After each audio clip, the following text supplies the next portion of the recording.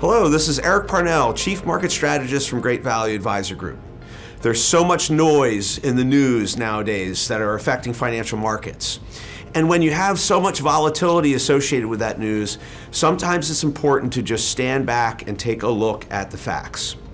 One of the ways that we can do that as investors is taking a look at what's known as technical analysis. This is a method that investors can look at charts in order to understand how the market is behaving at any given point in time.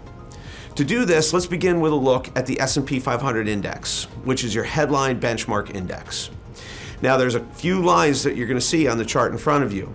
The 50-day moving average, the 200-day moving average, the 400-day moving average, and then the 150-day moving average. These are all long-term trend lines. And one of the things that you'll notice when we look at these charts is that the market continuously responds to these various trend lines. So where are we today with the S&P 500 index? Yes, we've seen a lot of volatility and the market has been pulling back recently.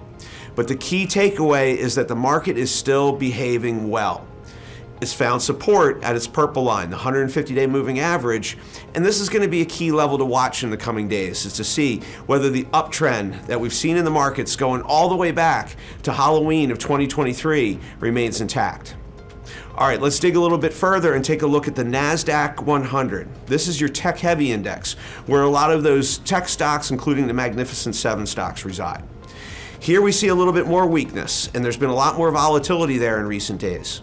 Nonetheless, we see this key index holding its red line, the 200-day moving average, and we'll need to watch this in the coming days to see if it can hold.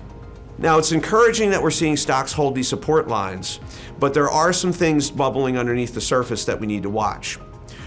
Most importantly would be US small caps. This tends to be a leading indicator for what we see for the large cap area of the market. Here we've seen more discernible weakness, where the small caps have broken below many of its key trend lines, but notably still holding its pink line, which is the 400-day moving average, an ultra long-term trend line. All of these will be key to watch in the coming days to determine whether the market's holding its uptrend or whether we could see further downside. Let's continue and take a look outside of the US, because after all, our investing isn't just limited to US stocks. If we take a look at international stocks, we see a much better story. International stocks have had a fantastic year so far, pressing towards their recent highs. Now, a lot of the strength has been driven by recent weakness in the US dollar, because after all, changes in currency will affect the value of your non-US investments. Let's take one step further, going outside of equities into the bond market. Take a look at US Treasuries, which is the interest rate upon which not only all bonds are priced, but also equities as well. Here we're seeing some positive signs.